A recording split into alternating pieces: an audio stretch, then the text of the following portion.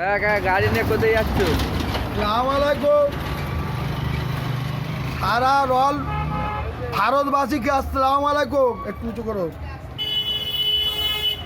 এই গাড়িটা আমাদের দিদিমণি দিয়েছে। দিদি গাড়িটা দিয়েছে আমাদের জন্য খুব ভালো, কিন্তু এক্ষুনি আমাদের খাওয়া আছে না, এই 600 টাকা এক্ষুনি সারাতে হবে, তবে আমার গাড়ি আমি পাবো। তাহলে দিদি এমন ভালাই করলো, আমরা গরিব লোক এখন 600-700 টাকা করে কোথায় পাবো বলুন না। আর এই গাড়িটা সেইরে যে আনলাম, এনে কোনো জায়গায় রাখবো, পাত্তা খড়ের এত চাপ, সাইকেলও চুরি হচ্ছে, বালি চুরি হয়ে যাচ্ছে, তোমার ওই স্ট্যাম্প চিপ চুরি হয়ে যাচ্ছে।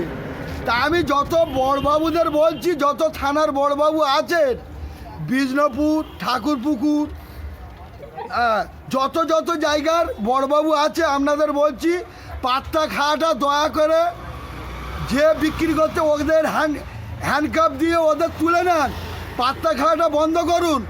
আল্লাহর হস্তে ছোট ভাই হিসেবে আপনাদের আবেদন করছি, যে কটা থানা আছে আমাদের বাংলার মধ্যে, যে কটা থানা আছে আপনাদের আবেদন করছি, পাত্তা খদ্দের এমনি তো মদ খেয়ে তো যা করছে সে বলে বোঝানো যাবে না।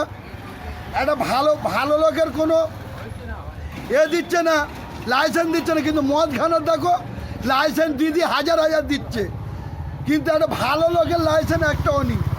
তা যাই হোক, আমি যত থানার বড়বাবু অনুরোধ করে বলছি, আপনারা পাত্তা খদ্দের, পাত্তা যারা বিক্রি করছে ওদের ধরে অ্যারেস্ট করে দেন। আর এখানে চুরি ডাকাতি যা হচ্ছে সব পাত্তা খদ্দরা করছে।